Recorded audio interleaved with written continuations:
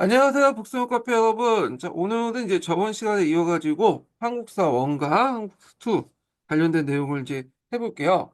자, 여기는 이제 한국사 원하고 한국사 2는 여기 보시면 알겠지만 고등학교에서 배우죠. 그래서 선택 중심 교육 과정에서 공통 과목이에요. 공통 과목. 그래서 되게 고등학교 1학년부터 이제 배우는데 이번에 이제 고등학교 들어갈 애들이 한국사 2 이렇게 이제 배우죠.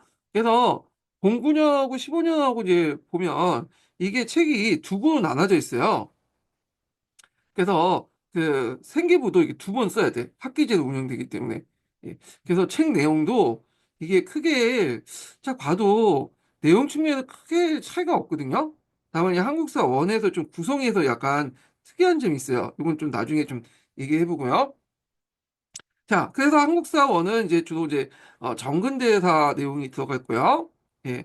근현대사는 구한말 요 부분이 있고, 그다음 한국사 2 같은 경우에는 근현대사 반대 일제강점기하고 그다음에 현대사 이렇게 이제 들어가 있죠. 그래서 있는데 이 정근대사 구성이 약간 특이한데 뭘 보냐면 여러분들 책 보시면 알겠지만 특히 이제 정치사 위주로 한번 쭉 살펴본 다음에 이게 주제탐구 형태로 해가지고 2단원인가 3단원인가 그럴 거예요. 그래서 2단원인가 하여튼 그 주제탐구 형태로 해가지고 다루는데 뭐 여기에서 뭐 정치사에서 다루지 않았던 뭐 사회, 경제사, 뭐 문화사 이런 것들 쭉 해가지고 있고 특히 이제 대외관계사도 이제 집어넣더라고요. 그래서 주제별로 이렇게 묶어가지고 이렇게 하는 건데 제 생각에 보니까 동아시아 교과서 있죠. 동아시아 교과서 보면 주제별로 이렇게 묶잖아요. 요거하고 좀 비슷한 것 같아요. 요 구성이요. 그래갖고 공부하실 때 정치사 부분은 솔직히 볼 필요는 없어요. 볼 필요 없는데 그 주제탐구 2단원 쪽으로 해갖고 주제탐구 형식으로 돼 있는 그런 부분이 있거든요. 간혹가다 괜찮은 게 몇 개 걸려 들어오더라고요. 그래서 한번 쭉 읽다가 보는 것도 좋을 것 같아요. 참조용으로. 예. 자, 하여튼, 그러면 이제, 그러니까 인고 기준으로 지금 얘기하는 거예요. 얘들 가르친 기준이 아니라. 자, 그렇게 구성돼 있다. 이렇게 보시면 될 것 같고요. 그래서 크게 볼 때도 09년, 15년 개정과 마찬가지로 일종의 계열성 자체를 예전에도 말했지만 이렇게 그 시대별로 이렇게 확보하죠. 그래서 중학교는 정근대사, 그 다음에 고등학교는 이제 정근대사도 있지만 근현대사 위주로 이렇게 해서 계열성 확보했다. 이렇게 보시면 되겠습니다. 자, 이 한국사 원과 투도 똑같아요. 구성은. 성격, 목표 나오고, 뭐 내용책이 나오고, 성취 수준 나오고, 그 다음에 뭐 평가 이런 식으로 이제 넘어가거든요. 5개 부분으로 구성되어 있고요. 먼저 볼 게 이제 성격이에요. 성격. 성격. 그래서 이제 한국사의 성격에 대해서 이제 쭉 이제 기술되어 있는데 그 내용을 보면요. 자, 한국사는 우리나라 역사의 흐름과 변화와 지속의 관점을 우리나라 역사의 흐름을 변화와 지속의 관점에서 이해하고 현재 우리의 모습을 과거와 연결지어 살펴보며 인간과 사회에 대한 심층적 이해를 바탕으로 현대 사회를 통찰할 수 있는 악목을 기르는 과목이다. 이렇게 있잖아요. 그래서 뭐 여기에서 뭐 키워드 몇 개 잡자면 여기 변화와 지속, 제가 생각한 주관적 기준이에요. 여러분들이 각각 이제 볼 수 있는 거고, 그 다음에 이제 현대사회, 왜냐하면 이게 근현대사 위주다 보니까 이렇게 이제 볼 수가 있고요. 그 다음에 이제 이 과목에 이제 관련돼서 그 역사도 똑같지만 세계사와 연관성에서 보는 거야. 그래갖고 세계사의 보편성과 한국사의 정체성 이런 그 컨셉 자체가 이미 7차 교육 과정에서 쭉 있는 그 내용들이거든요. 그래서 여기에서 한번 또 이런 문법 구조, 네토이가 이제 대표되고 있죠. 게다가 세계사 연관 속에서 우리 역사를 이해함으로써 한국인의 정체성을 함양하게 한다. 그리고 이제 여기 보면 이제 내용 범위가 나와요. 가르친 내용 범위가. 여기 보면 한국사는 중학교 역사의 한국사 학습에 이어서 여기가 이제 내용 범위가 쫙 근현대사 한국사 중심으로 구성되어 있다. 예. 근데 이전 한국사는 정근대 시대의 주요 내용을 정치사 중심으로 한번 살펴보고요. 요게 이제 1단원이 있어요. 그래서 내용 구성을 보면 여기 정치사 중심으로 쭉 한번 나오거든요. 1단원에. 1단원인가 하여튼 이렇게 쭉 한번 나와요. 그래서 여기 보시면 이제 뭐 그 근대 이전 한국사 이해해가지고 요 부분 있죠. 요 부분. 여기가 정치사 관련된 내용이야. 그래서 정치사 부분에서 쭉 한번 1번을 해요. 이렇게. 그 다음에서 이제 보면 경근대사의 이제 국제관계와 대외관 교류 그리고 경제 사회 문화의 주요 특징은 주제탐구 형식으로 다룬다.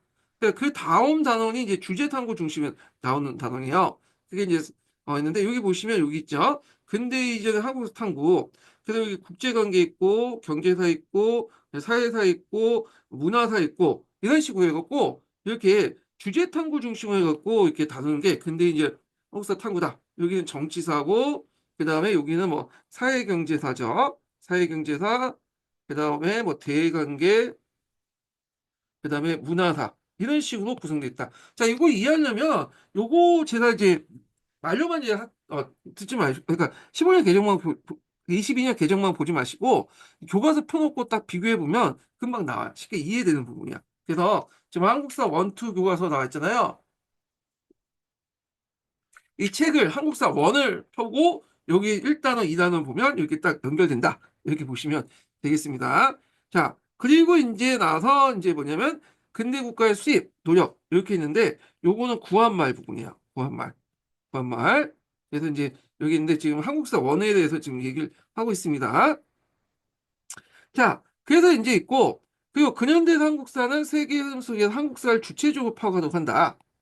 그래갖고 이제 근현대사라는 부분은 한국사 원에서 요 단원이고, 근대 국가의 노력, 이렇게 있고, 그다음 한국사 투로 넘어가면 이제 일제시대의 식민통치, 뭐 대한민국 발전, 오늘날 현대였고, 일제강점기의 현대사, 여기가 이제 근현대사 내용이다. 이걸 주체적으로 이해한다. 뭐 이렇게 좋은 말로 쓰고 있어요. 예. 그래서 근데 해남 교과서 보니까 해남 교과서 비롯한 이제 몇 개 교과서를 보니까요. 딱 보니까 요게 짬뽕돼 있어. 요거하고 요게 짬뽕돼 있어갖고 좀 왔다 갔다 해요. 이게 이제 요거 대도만 이제 이게 대단원 같은데 대단원 범주 안에서만 이렇게 구성되는 건 아닌데 되게 그렇다는 거예요. 이 대단원 구성 안에 이렇게 돼 있다. 이렇게 이제 보시면 될 것 같고요. 자, 그다음에 이제 그 밑에 내용을 볼게요. 자, 한국사 활동에서 학습자의 자료 분석 및 해석 과정을 해서 그 당시 이제 탐구 능력을 기르고 역사 지식을 형성할 수 있다. 또한 역사 해석의 다양성과 역사의 논쟁성 인식과 타자에 이해하는 태도를 다양한다. 자, 요거는 뭐와 연결시키냐면 그 내용 체계에서 요거는 가정, 기능 요거와 연결시킬 수 있고 이건 태도, 가치 태도와 연결시킬 수 있죠. 그래서 요 내용이 이제 아까 뒤에 보면 내용 체계에서 이제 있죠. 가정 기능. 그다음 가치 태도 요거와 관련된 이제 성격 부분의 내용이야. 예. 그래서 여기 보면 뭐 한국사의 다양한 활동에서 탐구 주제 뭐걸 설정하기. 그다음에 이제 여기 보면 뭐 그 한국사의 발전 참여 자질타도 뭐이 타인의 역사를 통해 요거 이제 연결돼 있다. 이렇게 보시면 되겠습니다. 자, 그리고 요 밑에도 이제 요것도 이제 가치 태도와 연결돼 있죠. 나가부터 해갖고 여기까지 쭉 해서 가치 태도와 관련된 내용이 여기 돼 있다. 그래서 내용을 보면 여기까지는 영역별 이제 주제 목표, 영역별 목표에 따르면 여기는 저도 이제 지식 이해 측면이고 여기는 가치, 가정 기능, 그다음에 여기까지는 뭐 이렇게 해서 그 가치 태도 요거 관련된 내용이다. 이렇게 보시면 되겠습니다. 그래서 이런 것들이 내용 체계에 반영되어 있다. 이렇게 보시면 돼요. 그다음에 이제 이 내용 성격과 함께 이제 목표가 있죠. 예, 목표. 이 성격에 맞춰서 목표에 대해서 이제 쭉 얘기를 하고 있는데요. 보면요. 자, 한국사는 근대 이전 한국사의 특징을 체계적으로 파악하고 근현대사를 다각적으로 탐구하여 현대사를 심층적으로 종합적으로 이해함을 목표한다. 그래서 요거 이제 뭐 기입형 문제가 나오면 근대 이전 이렇게 근현대사 뭐 이렇게 나올 수도 있겠죠. 예. 그래서 기입형으로 이렇게 좀 문제를 만들어 봤습니다. 한번 즉석에서요. 자, 역사적 사실에 대한 폭넓은 지식을 바탕으로 비판적 사고 능력을 기르며 학습자 스스로 다양한 점을 활용하여 역사를 탐구함으로써 현대사회에 살아가는 데 필요한 시민으로서 자질을 갖추도록 한다. 뭐 이렇게 있고요. 자, 그 다음에 이제 여기 보면 구체적 목표도 있어요. 여기 보면 이제 근대 이전의 한국사의 특징을 파악하고 근현대의 연속과 변화를 한다. 뭐 여기 키워드 같은 경우에는 이제 뭐 이런 것도 있죠. 연속과 변화. 아, 그 연속과 변화는 이제 뭘 염두에 두고 얘기하냐면 요걸 염두에 두고 근대 이전 한국사하고 근현대에서 한국사가 벽이 아니라 서로 연결돼 있다. 지금 우리가 살고 있는 그 모습이 근대 이전 한국사와 연결돼 있다. 이렇게 이제 이런 것들을 얘기하는 것 같아요. 자, 그다음에 두 번째 같은 경우에는 근현대사 한국사를 다각적 분석하고 심층적 종합적으로 이해한다. 그래서 이제 여기가 근현대사의 방점을 찍고 이제 교과서를 만들었기 때문에 이런 것들 이제 좀 심층적으로 종합적으로 이해하는 거 이렇게 연결돼 있죠. 그다음에 세 번째가 학습자 수 탐구 주제를 이제 뭐냐면 설정하고 역사적을 분석하고 해석한 탐구 과정을 통해서 역사적 사고를 기른다. 그래서 탐구 주제, 이번에 탐구 질문이 나왔잖아요. 탐구 주제, 뭐 탐구 과정. 탐구자를 되게 강조해. 그래서 단순히 이제 아는 것뿐만 아니라 뭔가 기능, 이런 것들 강조하는 거죠. 가정 기능, 이런 것들. 이렇게 이제 보시면 될 것 같고. 그 내용 체계 안에서도 여기 탐구 관련된 내용이 있어요. 뭐 탐구한다. 이렇게 있고 주제 탐구. 이런 것들 연결시켜서 이제 보시면 되고. 이 단원에서도 이제 좀 보면 뭐 이렇게 이제 그 내용도 있죠. 뭐 여기는 없네. 네, 여기 주제 탐구와 관련돼서 이제 보시면 될 것 같고. 자, 그 다음에 이제 여기 넘어가서 이제 한국 현대 사회가 당면한 문제의 역사적 연원을 분석하고 이를 바탕으로 해결 방안을 모색하는 자질과 태도란다. 그러니까 당면한 문제가 뭘까요? 당면한 문제 같은 게 뭐냐면 남북 간의 어떤 대립, 지금 음, 남북 간에 이제 뭐냐 분단 있잖아요. 분단. 요게 역사적 연원이 뭐냐 이런 것들. 1945년부터 이제 쭉 거슬러 올라갈 수 있겠죠. 그래서 이제 분단을 어떻게 해결할 것인가 뭐 이런 것들. 자, 요거 한 예예요. 그래서 여러 가지 역사적 연원을 찾아본다는 거야. 예. 그래서 이런 것들 좀 기억을 해주시고요. 자, 그 다음에 내용 체계 및 성취 기준을 보겠습니다. 먼저 내용 체계를 볼게요. 자, 내용 체계에서 항상 볼 게 뭐냐면 전 시간에 얘기했지만 예, 핵심 아이디어가 있고 지식이해, 가정과 기능, 가치 태도가 있는데 이 핵심 아이디어는 이제 여기 지식이해, 가정과 기능, 그다음에 가치 태도를 이렇게 해가지고 초록해 놓은 거야. 중요한 핵심 그 내용을 적어 놓은 거죠. 그래서 보통 이제 과목별로 뭐 5개에서 7개 적어 놓는다고 했잖아요. 이것도 뭐 5개가 되겠네요. 예. 자, 여기 보면 이제 한국사 국제질서 변동과 맞물려 변화한다. 변화했다.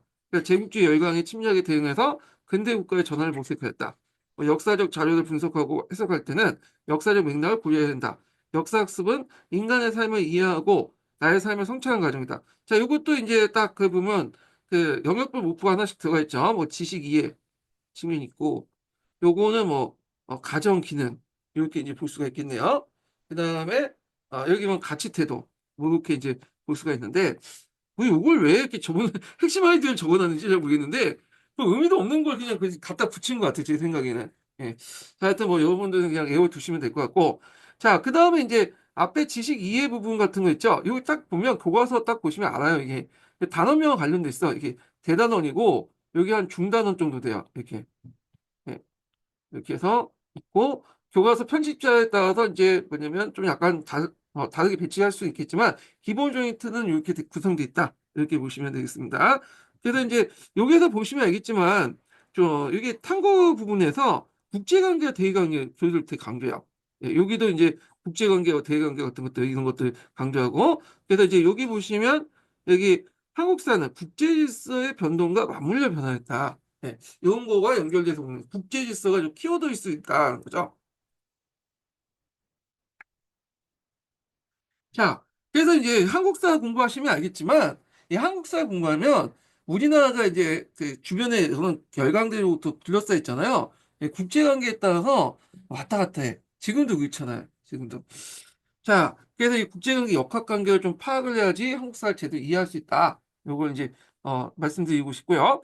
그 다음에 여기 보면 이제 그 가정과 기능 부분이 있는데 요 가정과 기능은 그 뒤 앞에 있는 역사 내용 있잖아요. 비슷비슷해요. 똑같은 말을 이제 대풀이 한것 같아요. 그러니까. 그래서 한국사 다양한 자료를 통해 탐구 주제를 설정하기 뭐 요거하고 이제 관련돼 있겠죠.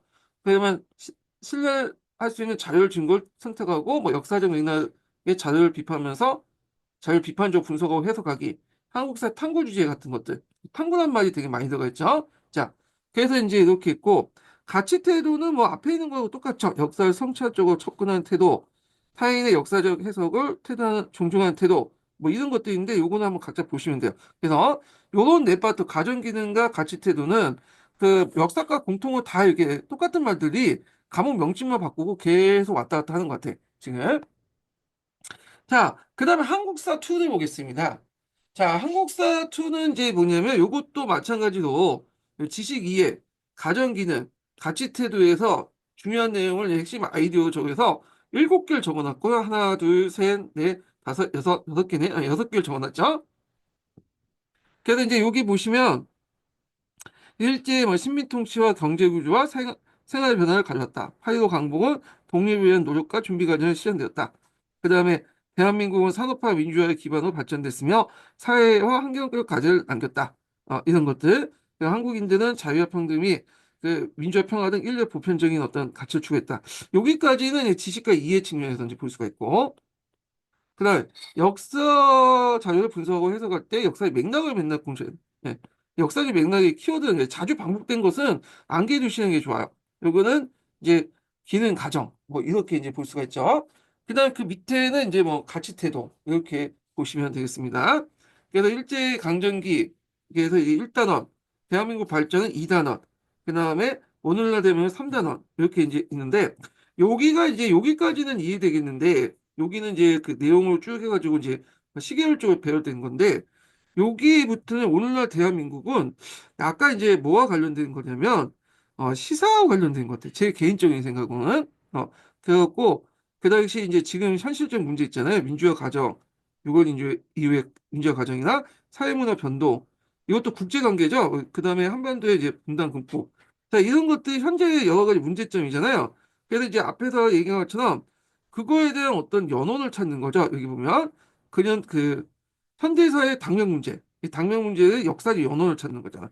그래서 이게 당면 문제고 제 개인적인 생각이에요. 근데 이게 여기가 연결되면 이게 이걸 역사적 연원은 여기에서 찾는다. 이렇게 이제 해서 여기 아마 주제 탐구 관련된 영역 같아요. 제 생각에 탐구 주제 관련된.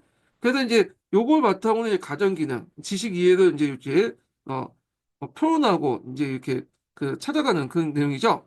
그래서 이제 여기 보면 이것도 비슷비슷해. 탐구 주제 설정하기. 그다음에 신뢰성 있는 자료 증거로 선택하기.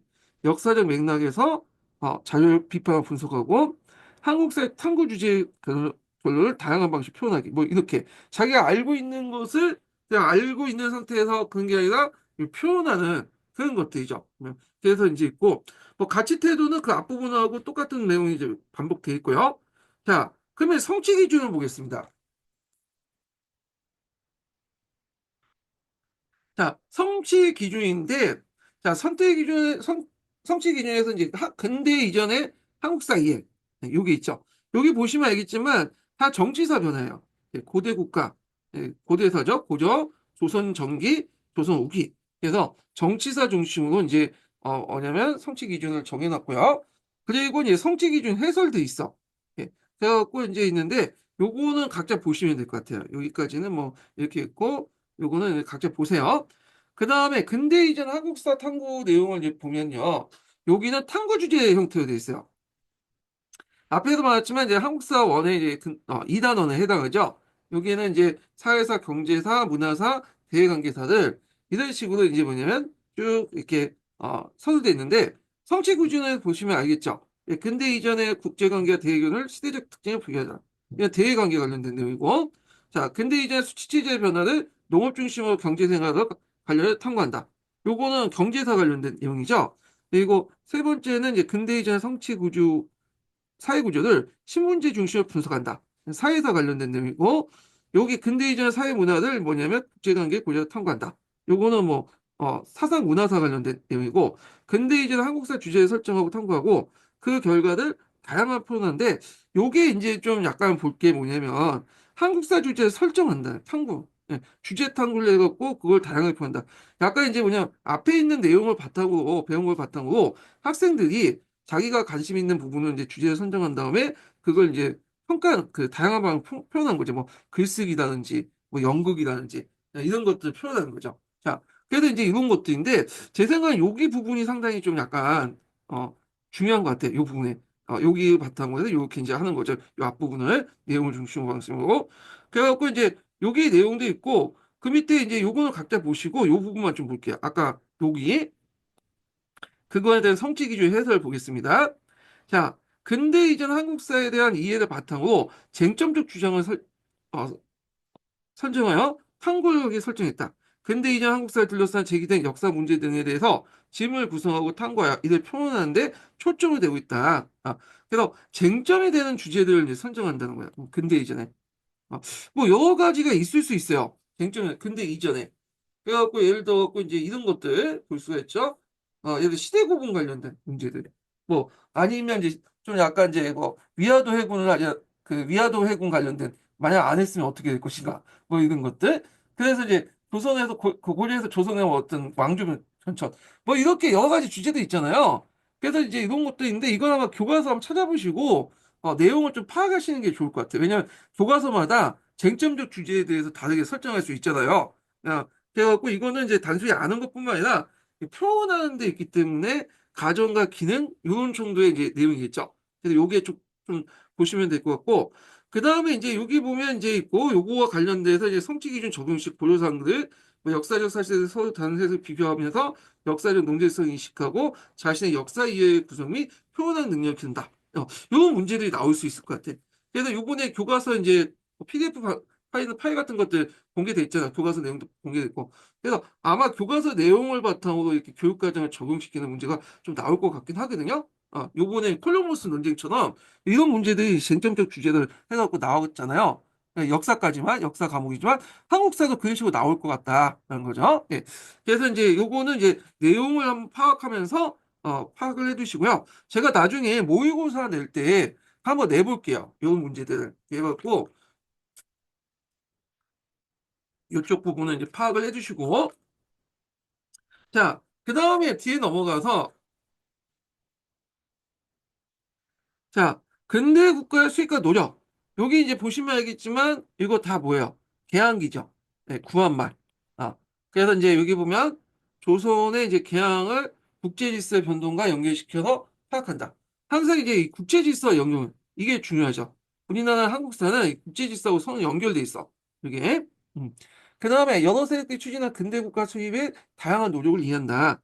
그 다음에 이제 개항 이후에 사회 경제적 관계를 파악하고 그 다음에 서구문에 도입된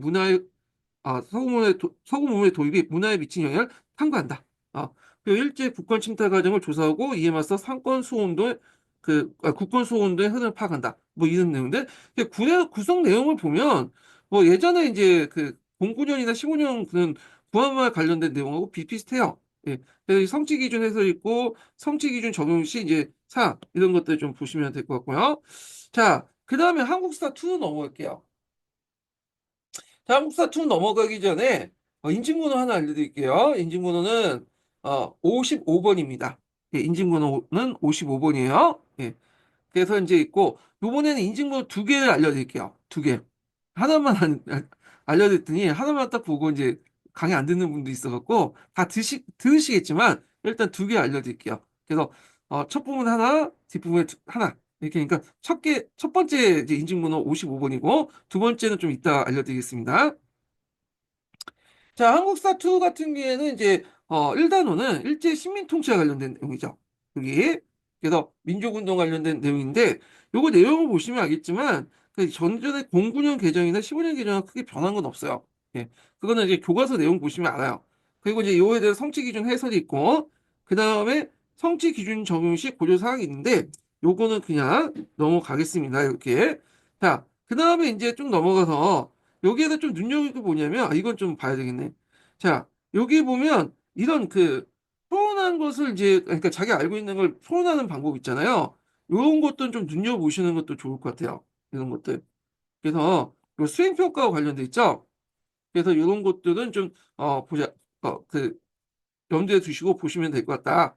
그래갖고 뭐 이렇게 이제 있는데 여기 뭐 그 여러 가지 국내 뭐 신문 기사 같은 거는 이제 민족운동 일제 보고서 국내 신문 기사를 바탕으로 국내 정세 본도 연관을 파악할 수 있다. 뭐 이런 것도 있잖아요. 그래서 이런 것들은 이제 수행평가 관련된 거니까 한번 보시면 될 것 같고 대한민국의 발전을 볼게요. 요거는 현대사 부분이죠. 요것도 마찬가지로 뭐 정치, 경제, 사회, 문화로 이렇게 쭉 해갖고 이제 흐름을 시계열적으로 이렇게 배열된 거거든요. 그래서 09년하고 15년 개정에서 뭐 그렇게 볼 때 뭐 내용상 큰 변화는 없는 것 같아요. 교과서 내용 봐도 뭐 거기도 거긴 거고. 예. 그다음에 이제 성취 기준 적용 시 고려사항. 그래갖고 이제 이런 것도 있는데 이런 것들은 이제 뭐 각자 보시면 될 것 같고. 자, 그다음에 이제 오늘날 대한민국. 요게 이제 뭐와 관련된 건 시사와 관련된. 오늘날 이제 여러 가지 이제 시사. 아, 당면한 문제죠. 지금 이 당면한 문제의 어떤 역사적 그 기원 이런 것들은 이제 그래서 찾아서 문제 해결을 이제 하는 그런 내용들인데 여기 보면 이제 뭐 민주화 과정, 사회문화 변동, 그다음에 이제 여기 어 통일 문제, 그 동아시아 갈등, 역사 이런 것도 있죠. 그래서 영토 문제나 이런 것들. 이런 거 보면 이런 거는 이제 뭐냐면 약간 뭐냐면 정치와 사회문화 여기 비슷한. 그러니까 이게 딱 뭐냐면 서로 겹쳐 있는 부분이거든요. 그러니까 융합형 그 어떤 주제 이런 성격이 좀 깃터요. 이 정치 문제도 연결시킬 수 있고 정치 과목하고 사회문화도 연결될 수 있고 그다음 분단 문제는 윤리하고도 관련돼 있잖아요. 예. 그래서 동아시아 뭐 갈등 이런 것들은 이제 뭐 지정학적인 어떤 갈등이나 뭐 이런 것 지시 문제하고 또 연결돼 있고 지리 문제하고 그래서 융합형적인 성격을 띠고 있다 이렇게 보고 있거든요. 예. 그래서 이제 이런 내용도 이제 있고 거기에 성취 기준 해설하고 이런 내용도 있는데 각자 보시고 자 그다음에 이제 뒤에 넘어가고 이제 교수 학습 및 평가를 보겠습니다. 요게 중요해. 요게 은근히 시험 문제 많이 나오거든요. 예, 교수 학습하고 평가 부분.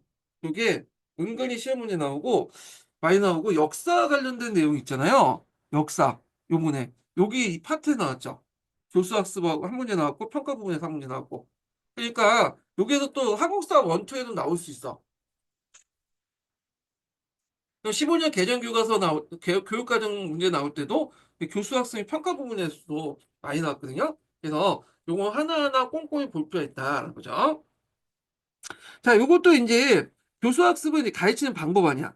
예, 수업 방법. 그래서 이제 방향이 있고요. 크게 두 개 나누죠. 이 방향에 따라서 이제 교수 학습 방법, 구체적인 방법이 나오고요. 방향을 보겠습니다. 자, 한국사회 교육과정에서 제시한 목표와 성취 기준을 고려해서 탐구 중심의 교수학습 계획을 운영한다. 여기에서 키워드는 뭐겠어요? 탐구 중심이죠. 항상 반복된 그 단어들이 나온다는 거는 그만큼 요 이제 교육과정이 되게 중요시 여긴다는 거죠. 그래서 이걸 좀 키워드는 기억을 해둘 필요 있어요. 자, 두 번째는 교수학습을 계획하는 단계야. 그래서 평가 계획을 함께 구성하며 그다음에 교수 학습의 평가 일관성을 한다. 목표와 평가, 목표 내용 평가 일관성. 항상 예전에 이제 교육학에서 강조하는 거죠. 목표, 내용, 평가. 어, 이게 이제 되게 중요하다는 거야. 요게 삼위일치인데 요것도 예전에 이제 기출 문제 나왔죠. 이런 것도 총론 관련된 문제도 한번 나왔는데 자, 자기주도성을 발휘할 수도 교수학습의 설계, 실행, 피드백에 이르는 전 과정에 학습자가 참여할 수 있도록 하고, 그다음 학습자가 역사 자료의 분석과 해석과 논쟁, 그 다음에 추론의 탐구 과정을 경험할 수 있도록 교수학습 계획을 운영한다. 그 다음에 학습자가 역사 자료를 다루는 과정에서 역사적 증거, 변화 지속, 인과관계, 역사적 중요성 등 역사학습의 주요 개념을 습득할 수 있도록 해야 되고, 한국사에서 인간의 삶과 관련된 문제를 다양한 시각에서 해석하고 나아가서 학생의 삶과 연계해 그 실생활 맥락 속에서 현재 문제를 적용하도록 경험한다. 요것도 이제 약간 역사, 그 중학교 역사하고 이제 됐죠? 자신의 어떤 실생활 맥락 속에서 한다는 거. 자, 그 다음에 이제 학습자가 스스로 사고하고 타인에 대하며 의견을 조율하는 과정을 통해 역사학습 과정에서 능동적으로 참여하고 상호 존중하는 태도를 갖는다.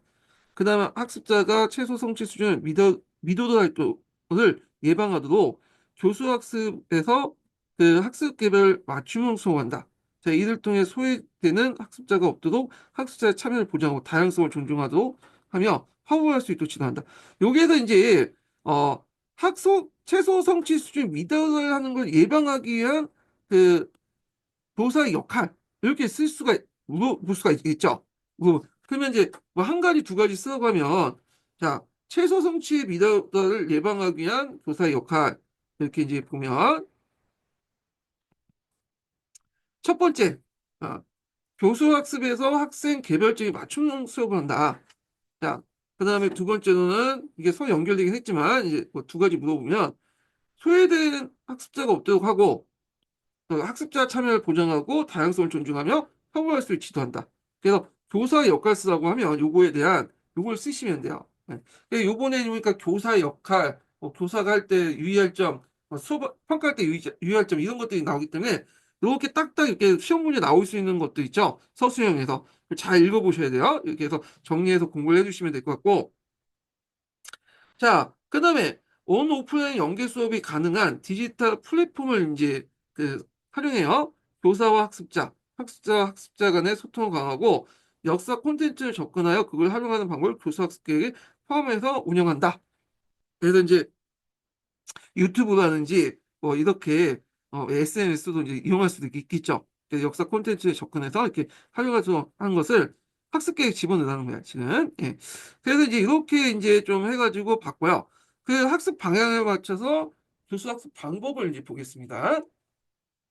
자, 학습자가 역사 주제, 사건, 인물에 대해서 탐구 질문을 만들고, 예, 부분에 기출문이 나왔던 거죠. 그 다음에 이제 학습자 주제로 신뢰할 만한 자료를 찾아 탐구하고, 탐구 결과를 다양한 방법 표현하도록 지도한다.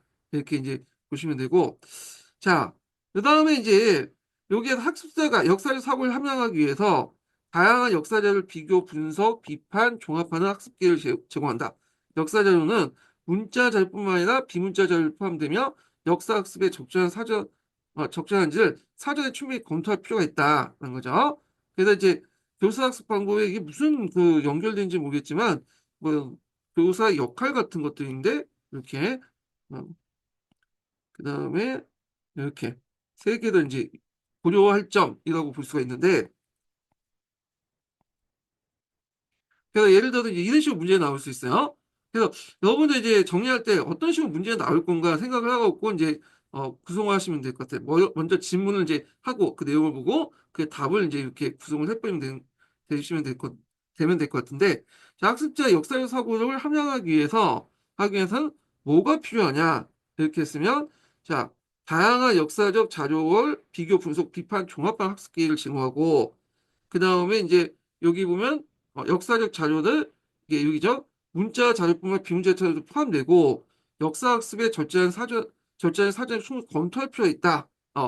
그래서 이제 이런 것들 이제 쓰시면 될 것 같아요. 역사학습에 절제한지 사전에 이제 하는데 이게 아마 이게 도중에 뭐가 빠진 것 같은데 역사적 자료가 있죠. 역사학습에서 이 역사적 자료가 절제한지를 뭐냐면 충분히 검토해야 된다. 그래서 학습자 역사적 사고를 함양하기 위해서 이런 것들이 필요하다는 거예요. 이게 이제 문장에 읽다 보면 요까지만 포함된 거지 제공이 아니면 뒤에 내용까지 포함된 건지는 모르겠어요. 제 생각에 이게 다 포함된 것 같은데. 그래서 학습자의 역사적 사고를 함양하기 위해서 뭐 교사의 역할 두 가지 쓰시오. 이렇게 쓰면 요게 중에 두 가지 선택해서 쓰시면 되겠죠. 자, 그 다음에 이제 한국사에서 논쟁적인 주제를 다룬 수업에서 역사적 사실에 관한 서로 다른 해석을 비교한다. 토의나 토론학습 등을 통해서 서로 다른 관점을 분석하거나 평가하며 학습자 자신의 관점을 명확하게 일관성 있게 제시하는 경험을 할 수 있다. 자, 그래서 이런 것을 통해서 그러니까 논쟁적인 주제를 통해서 이제 이렇게 비교하면 어떤 걸 이제 학습 효과를 얻을 수 있나 이런 것도 이제 볼 수가 있는데 이거 어떤 연결된 것 같아. 이게 학습 효과인가? 하여튼 이런 식으로 학습 효과 측면에서 이제 얘기한 것 같은데 자, 이렇게 있고요. 그다음에 동일한 수업 수행 과제나 할지라도 학습자의 특성을 고려해서 흥미와 수준에 따라서 수행 활동을 다양하게 할 수 있다. 그러니까 예를 들어 갖고 뭐 어떤 무신정변 관련된 내용을 다루더라도 뭐 학습자의 수준에 따라서 특성에 따라서 이게 뭐냐면 가르치는 수행 활동이 다를 수 있죠. 수행평가 내용이 어떤 학생의 역사 글쓰기, 시각적 이미지 활용 방법, 구술 등을 표현할 수 있다. 이렇게 이제 하는 거죠. 그래서 학습자의 이제 어떤 수준에 따라서 수행평가를 달리할 수 있다. 뭐 그런 내용이고. 자, 그 다음에 말을 보죠. 역사인문의 학습에서는 역사적 행위자가 처했던 시대적 조건이나 사회 경제적 배경을 이해하면서 의사결정 과정을 파악한다. 그래서 어떤 의사결정 과정을 이제 하려면 시대적 조건이나 사회 경제적 배경을 이제 그 뭐냐면 파악해야 된다는 거죠. 자, 이 의사결정 과정 예전에 한번 시험문이 나왔어요. 이게 노총의 어떤 석영천도 운동 있죠? 파란 책에 있는 내용에 이제 있는 의사결정 과정 관련된 내용인데 의사결정을 항양하는 부분은 전반적 실체교육 과정에 공통된 내용이야. 여기에 교수학습 방법에 그래서 이제 이런 거예요. 그래서 의사결정 과정할 때 고려할 점에 두 가지 쓰시오. 이렇게 하면 일단 시대적 조건이 될 수 있고 그 다음에 사회 경제적 배경이 될 수 있죠. 예, 이런 것들 이를 통해서 자신이 어떤 문제를 부닥쳤을 때 실제로 합리적 의사결정을 내릴 수 있는 능력을 기를 수 있다. 그래서 과거의 역사적 인물 행위자가 돼서 이런 시대적 조건이나 사회경제적 배경에 따라서 의사결정 과정을 한번 겪으면 이런 능력이 현재 자신의 어떤 문제를 해결하는데 합리적 의사결정을 내는데 큰 능력을 기울 수 있다는 거예요. 예, 이렇게 이제 보시면 될 것 같고요. 자, 그 다음에 학습자의 삶과 연구해서 학습자가 살고 있는 지역에서 일어났던 역사 사건이나 지역의 인물, 장소, 기념물을 선정해서 프로젝트 학습을 지도한다. 프로젝트 학습 같은 거 나왔죠. 그래서 요거 나오고 요게 학습 방법이 뭐냐 물어볼 수 있잖아. 그러면 프로젝트 학습 이렇게 쓰시면 되겠죠. 자, 그래서 이러한 수업은 창의적 체험 활동 연계하고는 다른 과목을 융합하여 진행할 수 있다. 자, 그래서 이 프로젝트 학습 같은 거 이런 것들 할 때 어떤 거와 이제 뭐냐면 같이 할 수 있는가? 이렇게 물어볼 수 있잖아요. 그러면 창의적 체험 학습 첫 번째가 있을 수 있고 그 다음에 또 다른 과목과 융합을 할 수 있죠. 예. 그래서 이런 것들 이제 좀 기억을 해주시면 되겠습니다. 자, 그 다음에 여기 보면 또 교수학습 방법이 쭉 나오는데, 자, 지도, 연표, 그림, 도표, 사진 등 시각적 상징을 이용한 역사 수업 자료뿐만 아니라 역사적 사건이나 인물 소재로 한 TV 드라마, 다큐멘터리, 영화 등 역사 자료를 활용하여 학습자의 관심과 흥미를 유발하고 적극적으로 학습 활동을 참여할 수 있다. 자, 이러한 영상 활용 수업에는 사실과 허구를 구분하고 비판을 읽을 수 있도록 지도한다. 여기에서 이미 또 문제가 또 하나 나오죠. 그래서 예를 들어 꼭 이런 것들이 나와요. 그래서 뭐 이런 것들, 예. 그다음에 이런 것들 쭉 나오고 이런 그 수업자를 이용할 때 어떤 효과성이 있는가 물어볼 수 있잖아. 그러면 이게 학습자의 관심과 흥미를 유발하고 적극적으로 활용하는 학습 활동을 참여하게 된다. 이게 이제 뭐냐면 장점일 수 있죠. 장점. 그 다음에 효과 이렇게 볼 수가 있고 그러면 이때 교사의 지도하는 그 상황을 쓰시오. 영상 활용 수업에서 자 일단은 사실과 허구를 구분하고 비판적으로 읽을 수 있도록 한다. 이게 이제 뭐냐면 어, 수업의 활용, 수업 지도 방법이죠. 교사의 역할 중에 수업 지도 방법하고 연결돼 있다. 근데 이 내용은 뭐가 또 겹치냐면 녹색책하고 파란책하고 내용하고 겹쳐요. 여기도 보면 영상 자료 나오고 뭐 그렇게 있거든요. 그때 이제 장점이 있고 이게 비판적 내용 유의점 이런 것들이 나왔는데 이거는 좀 구분하시면 될 것 같은데 예를 들어서 만약 22년 개정교육과정 해갖고 딱 한정해갖고 이렇게 물어보면 그건 22년 개정교육과정을 한정해서 답을 쓰셔야 돼. 거기에다 이제 녹색책, 파란책에 있는 뭐 여기 시청각 자료나 이런 관련된 내용들 있죠? 이걸 끌어다 쓰면 안 돼. 틀려.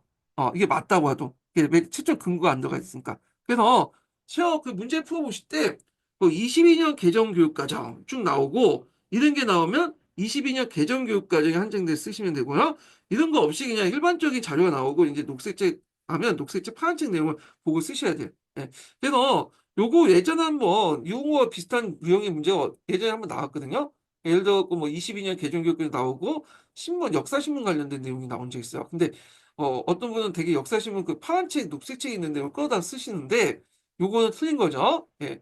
그래서 이제 이렇게 조건 지어지면 문제가 조건 지으면 그에 맞는 출제를 찾아내서 쓰셔야 된다. 이게 좀 어렵죠. 이거 다 외우고 있어야 되니까. 예. 자, 그 다음에 이제 요거 관련된 내용을 이제 좀 보면, 자, 뭐 한국사 효과적 학습을 위해서 오프라인 이제 수업도 이제 해야 되고, 그 다음에 브랜디드 학습법과 디지털 기반의 의사소통 도구를 적극적으로 활용할 수 있다. 그러니까 이런 거 있는데, 이건 앞에 있는 내용들하고 이제 연결돼 있죠? 그래서 뭐 키워드 찾으면 요 정도, 의사소통 도구를 적극적으로 활용할 수 있고, 그 다음에 뭐 상호 피드백, 뭐, 이런 것들, 이렇게 이제 보시면 될 것 같고요. 자, 그 다음에 이제 뭐 학습자가 최소 성취 수준에 미도달하는 걸 예방하기 위해서, 그 다음에 여기 보면 그 교사의 지도사항이 나와요. 그래서 수업의 과정에서 학생들의 역사적 이해를 상시적으로 확인하고, 두 번째로는 학생별 수업 학습 수준에 맞는 적절한 보충 자료 학습을 제공해서 추가 학습 기회를 갖는다. 그래서 이번에는 이제 학교에서 성취 기준을 되게 강조하거든요. 예. 그래서 성취 기준에 수준에 미달하지 못 하지 못한 학생들 있잖아요. 그럴 때 방과후라고 하기 오는데 보충 학습을 시켜야 돼. 아, 힘들어 죽겠어. 절대평가이기 때문에 절대평가 기준이 이렇게 넘어가지 않은 학생들 있잖아요. 그 학생들은 이제 뭐 어떻게 하든 보충 학습을 이제 시켜야 되는데 그러다 보니까 절대 기준이기 때문에 어차피 이제 그 절대 기준만 넘기면 되잖아. 그냥 문제를 되게 쉽게 내고 아니면 수행평가 이렇게 비중을 늘리는 식으로 이제 하고 있거든요. 아, 이거 왜 하는지 잘 모르겠는데. 자, 이거 관련된 내용을 잠깐 그 뒤에 요거하고 연결돼 있죠. 예. 그래서 최소 성취 수준의 미발, 그 앞에 나온 건 이제 방향 관련된 내용이 앞부분에. 그래서 최소 성취 수준에 미달하는 걸 예방하도록 맞춤형 수업하고 그다음에 참여를 보장하고 다양성을 존중한다 지도하고 요런데 이거 방법에는 수업 과정의 학생들 역사적 이해를 상시적으로 확인하고 보충학습 자료를 제공한다. 그래서 요게 똑같은 이제 뭐냐면 예방 내용인데 요 방향하고 지금 방법하고 달라. 내용이. 자, 어느 걸 써야 될까? 이게 좀 약간 고민이 되는 부분이죠. 둘 다 쓰세요, 그냥. 어차피 교육 과정이 있으니까 쓰면 될 것 같아. 그 부분은. 자, 그래서 이제 뭐 여기 나와 있는 것이 논리적으로 모순점이다 이렇게 지적할 필요 없겠죠. 뭐 옳고 그름이 중요한 거 아니니까 우리는 어차피 이거 합격해가지고 그냥 안계에서 아니야 안계에서 합격하는 게 목적이죠. 뭐 옳고 그름이 중요한 거 아니고 이게 논리적으로 좀 모순된 내용이 되게 많아요. 교육과정 보면. 자, 하여튼 그게 따질 필요 없어. 그냥 외워서 쓰시면 돼요. 그냥 이렇게 정리해가지고. 자, 그 다음에 교수학습 관련된 내용이 있으면 평가 관련된 내용이 있죠. 요거도 평가의 방향이 있고요. 그 방향에 맞춰서 평가의 방법이 나와요. 네, 서로 연결되어 있는 거죠. 자, 보면 이제 평가의 방향부터 보겠습니다. 자, 평가도 시험 문제에 나오죠. 이것도 이제 자주 나오는 부분이야. 그래갖고 이제 그것도 공부를 해 두셔야 되는데, 자, 요거 하기 전에 두 번째 인증번호 알려드리겠습니다. 두 번째 인증번호는 20번입니다. 두 번째 인증번호는 20번이에요. 앞부분에 하나 나왔고, 뒷부분에 두 개를 적어주시면 돼요. 두 개를요. 자, 평가 방향을 보면요. 자, 한국사 교육과정에 제시된 교육 목표, 내용, 교수학습의 방법의 일관성을 유지하면서 평가를 실시한다. 그래서 목표 내용, 그 평가 일관성. 어, 그래서 목표 내용, 그 다음에 교수학습, 그 다음에 평가. 이렇게 보시면 돼요. 목표, 이게 내용이 교수학습까지 이제 다 포함된 것 같은데, 이거 예전에 기출에 나왔던 거고요. 앞부분에서도 교수학습 방법에서 나와 있죠. 자, 교육과정에 제시된 성취 기준을 준거로 평가를 실시하며 최근에 이제 성취 기준은 상당히 중요시 여기거든요. 예, 요거 좀 기억을 해두시고 성취 기준. 자, 평가 내용은 지식 이해, 가정 기능, 그 다음에 가치 태도 영역을 균형적으로 포함시킨다. 자, 교사의 교수학습 활동을 개선하고 학습자의 성장을 돕는 데 평가에 활용하는 거. 자기평가, 동료평가. 뭐 요것도 이제 기출문제 나왔던, 요번에 시험문제 나왔던 거죠. 자, 등 다양한 평가 방식을 활용해서 학습자가 평가 활동에 능동적으로 참여할 수 있도록 한다. 자, 디지털 교육 환경을 고려해서 다양한 이제 평가 방법을 활용하고 디지털 도구에 기반한 실질적으로 창의적인 평가 방법을 모색한다. 그다음 장애나 이주 배경의 학습자 등 다양한 학습자의 특성을 고려해 평가한다. 뭐 이렇게 있고요. 자, 그다음에 평가의 방법을 보겠습니다. 자, 요는 방향에 맞춰서 이제 방법 같은 거 있는데요. 요것도 시험 문제 많이 나올 수 있죠. 그러니까 좀 기억을 해주시고요. 자, 간을 보면 역사 탐구 능력을 평가하는 경우에는 자료를 통해서 질문을 만들 수 있는지, 질문에 대한 자료를 수집하고 질문할 만한 자료를 선정할 수 있는지를 확인한다. 그리고 또한 자료 분석과 해석을 통해 학습자의 역사 이해를 구성하여 표현할 수 있는 가치를 평가한다. 자, 여기는 역사 탐구 능력을 평가하려고 한다. 22년 개정교육과정이거든요. 그러면 이제 어떻게 이제 평가 기준을 정해야 되는가? 이걸 이제 볼 수 있죠. 평가 기준은 여기 있죠. 자, 자료를 통해서 질문을 만들 수 있는지, 그리고 두 번째로는 질문에 대한 자료를 수집하여 신뢰할 만한 자료를 선정할 수 있는 거 확인할 수 있는지, 또는 세 번째로는 자료 분석 해석을 통해 학습자가 역사 이해를 구성하고 표현할 수 있는지 평가한다. 평가 기준이 되겠죠. 평가 기준. 뭐에 대한 평가 기준이죠? 역사적 탐구 능력을 평가하는 위한 평가 기준이죠. 야, 외워두세요, 이거. 그래서 나중에 제가 모의고사 낼 때도 요런 문제 한번 내볼게요. 이렇게 여러분들 풀어볼 수 있도록. 자, 그 다음에 이제 나를 보죠. 다양한 역사 해석이나 논쟁적 내용을, 여기 논쟁적 내용이 계속 나오네요. 네, 요번에 콜럼버스 관련된 내용 있죠. 자, 그래서 이제 논쟁적 내용을 포함한 역사학습의 평가는 역사에 대한 맥락적 이해 및, 음, 그 다음에 타당한 논거를 바탕으로 주제를 제시할 수 있는지 중심으로 평가한다. 타당한 논거죠. 그래서 이렇게 이제 어떤 그 이해에 대한 논거를 근거를 제시해야 된다는 거죠. 또 서로 다른 주장의 요지를 이해하고 있는지도 평가할 수 있다. 이렇게 했죠. 자, 여기에서 이제 어떤 식의 문제가 나올까요? 예. 자, 여기 보면 다양한 역사 해석이나 논쟁적 내용을 포함한 역사학습의 평가. 그래서 이제 어떤 이제 다양한 논쟁이라든지 역사학습의 이제 역사학습 평가할 때, 그러니까 역사 여러 가지 논쟁적 내용들이 많잖아요. 이때 이제 평가 기준이 뭐냐? 그게 제시할 수 있죠. 그래서 이제 뭐 위화도의 군이 옳고 그르냐, 이게 맞냐 틀리냐, 그렇게 이제 할 수도 있고, 그 다음에 이제 뭐 또, 많이 안 나오네. 자, 물 좀 먹고 갈게요.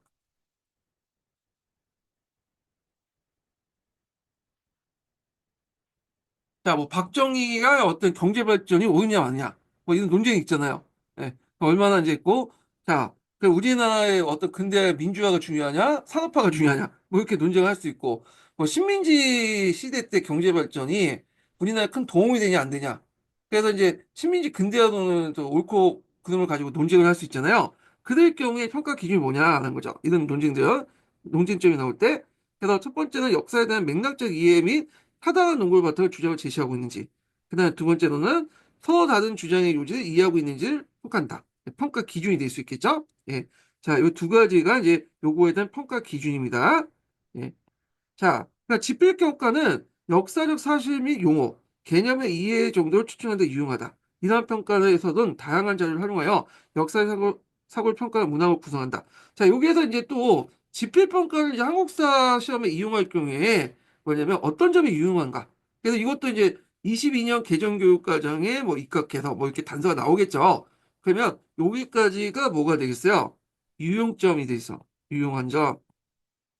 그 다음에 여기는 이제 고려할 점이죠. 다양한 점을 활용해서 역사의 사고를 평가하는 문항을 구성한다. 고려할 점. 음, 이렇게 이제 보시면 될 것 같고요. 자, 그 다음에 수행평가. 여기는 지필평가죠. 이건 수행평가예요. 자, 수행평가는 한국사 내용에 대한 깊은 이해를 기반으로 여기 다양한 이제 수행평가들이 나오죠. 그래서 역사 글쓰기, 뭐 제자각습, 토론, 논술, 구술, 어, 포트폴리오 등 다양한 평가 방법을 실시하고 또한 이제 채점 기준표를 활용해서 학습자에게 피드백을 제공하고 학습자가 자기 점검을 통해 자기주도 학습 능력을 제공할 수 있도록 한다. 그래서 수행평가에서 학습사 내용을 깊이 이해하기 위해서는 어떤 것들이 필요하냐. 이런 거죠. 수행평가에서 한국사에 대한 능력을 한국사에 대한 깊은 이해가 하기 위해서는 어떤 것들이 이제 필요하냐. 평가에서. 첫 번째 평가 방법은 이런 역사 글쓰기, 제자학습, 토론 논술, 구술, 포트폴리오 다양한 평가 내용과 그다음 채점 기준표를 활용한다. 채점 기준표는 이제 여러분들한테 수행 평가를 낼 때 기준표를 얘들한테 공개를 하잖아요. 예, 요걸 얘기해요. 요 채점 기준표는 관련돼서 15년 개정 교육과정에 나왔어요. 요거 그 키워드 쓰는 거. 그러니까 요거 관련돼 갖고 또 나올 수가 있어. 외워두시고요. 자, 그 다음에 세 번째로는 이제 학습자가 자기 점검을 통한 자기주도적 학습 능력을 향상시킬 수 있도록 한다. 이렇게 이제 보실 수 습니다 여기 키워드는 자기주도적 학습 능력을 향상시킬 수 있다. 이렇게 이제 보시면 되겠죠. 그래서 요거는 요게 연결돼 2번하고 3번 연결돼 채점 기준표 하역해서 활용해서 학습자 피드백을 주고 그 결과로 이제 자기주도적 학습 능력을 할 수 있다. 여기 그러니까 이게 두 가지가 되겠네요. 요거하고 요거. 예. 그래서 있고 그 다음에 자기평가를 할 때는 어, 스스로 학습 과정을 성취할 수 있도록 배움일지 등을 작성할 수 있는 기회를 제공한다. 동료평가는 학습자가 다른 학습자에게 공정하고 객관적 평가를 하도록 지도한다. 그래서 자기평가하고 동료평가, 요번에 기출문제 나왔던 이제 키워드죠. 그래서 이때 지도사항이 뭐냐 또 물어볼 수 있잖아. 교사의 지도사항을. 그래서 자기평가할 때는 교사의 지도사항을 보면 어, 수수 학습 과정을 성취할 수 있도록 배움 일지를 작성할 수 있는 기회를 제공하고요. 이게 교사의 역할이죠. 독립평가할 때는 학습자가 다른 학습자에 대해 공정하고 객관적 평가하도록 지도한다. 이것도 교사의 역할이죠. 물어볼 수 있죠. 예, 이렇게 자기평가하고 동료평가. 그래서 이제 요거에 대한 교사의 유의점 관련된 내용이 뭐냐면 나올 수 있다. 지도사항 관련된 내용이 나올 수 있으니까 꼭 파악을 해두시고요. 자, 반을 볼게요. 자, 여기 보면 학습자 수준과 특성에 따라 다양한 디지털 도구를 활용할 수 있다. 뭐 온라인 플랫폼을 활용한 상호평가, 피드백 제공을 통해 가정 중심의 평가를 한다. 가정 중심의 평가, 이거 좀 기억을 해주시고, 이런 것들 좀 기억을 해주세요. 예, 결과가 아니라 가정 중심의 평가. 지식이 어떻게 형성하고 만들어진 평가 작업인데, 요거 이제 파란색으로 연결하면, 뭐하고 연결할 수 있냐면, 구성주의 수업 과목 있죠. 구성주의. 요거. 예전에 09년 기출문제 나왔잖아요. 가정 중심 관련된, 구성주의 관련된 평가 방식이, 나왔죠. 수행평가 방식이. 자, 그 다음에 4를 보면요. 자, 학습자가 최소 성취 수준을 도달하지 못할 걸 예방하기 위해서 여기 보면 성취 수준 이걸 도달하지 못할 걸 예방하는 내용들이 나와요. 아까 이제 교수학습 방법도 나오고 평가 방법도 나오죠. 이건 평가 방법 관련된 내용이야. 자, 첫 번째는 학기 초에 진단 평가를 실시하 그 결과를 수업에 활용할 수 있도록 하고 학습자의 학습 상황을 상시적으로 관찰하고 형성 평가를 통해 성취 수준을 고려 개별 학습 기회를 제공한다. 그래서 평가 측면에서 볼 때 먼저 이제 진단 평가를 실시해 갖고 이걸 수업에 활용한다. 그다음 두 번째로는 학습 사항을 상시적으로 관찰하고 피드백하는 거죠. 관찰하고 형성 평가를 통해 피드백하는 거죠. 예. 그래서 성취 수준을 고려해서 개별 학습 기회를 제공한다. 이게 이제 뭐냐면 평가 시 이게 이제 성취 수준을 뭐냐면 도달하지 못할 것을 예방하기 위한 수업이다. 그래서 학습을 시작할 때 진단 평가를 통해서 그 학생에 맞는 것을 이제 맞춤형 수업을 하고 그다음 수업을 진행하도 상시적으로 관찰해서 형성 평가를 통해서 뭐냐면 그때그때마다 이제 성취 수준을 고려해갖고 개별 학습 기회를 제공한다. 불러갖고 이제 뭐 가르쳐 준다든지, 뭐 따로 이제 학습지를 낸다든지, 그래야지 이제 최종적인 평가에서 이제 수행평가나 지필평가 최종적인 결과에서 뭐냐면 최소 성취 수준을 뭐냐면 도달하지 못할 것을 예방할 수 있다는 거죠. 요걸 평가 측면에서 얘기한 거고, 요거는 앞부분은 이제 요거는 교수학습 방법 측면에서 또 이렇게 뭐냐면 얘기한 거죠. 그래서 교수학습 방법 측면에서 얘기한 내용과 여기 아이고 어디야? 음, 여기 어디죠? 갑자기 여기 여기 교수학습 방법에서 내용과 평가 측면에서 이제 여기 보면 최소 성취 수에 도달하지 못한 걸 예방한 이렇게 두 가지 나눠서 이제 보시면 될 것 같고요. 제가 이제 보니까 최근에 요걸 되게 강조해요. 그래서 얘들 보면 수행평가하고 지필평가에서 이렇게 해서 최저 성취 수준에 도달하지 못한 그 점수에 도달하지 못한 학생들을 불러내서 이제 학생들 명단을 쭉 뽑아가지고 그 학생들 나와서 보충자를 주든지 뭐 강의를 한다든지 그래서 이게 성취 수준에 도달할 수 있도록 해야 되는데 이게 현실적으로 힘들어.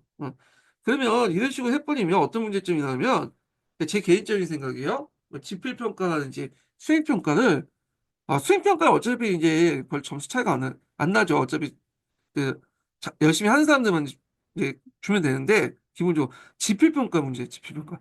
그러면 이런 식으로 내면 이제 그 성취 수준을 이제 하려고 하면 이게 어떤 절대평가니까 성취 수준 자체가 그러니까 이제 문제 쉽게 낼 수밖에 없는 거야. 쉽게 낼 수밖에.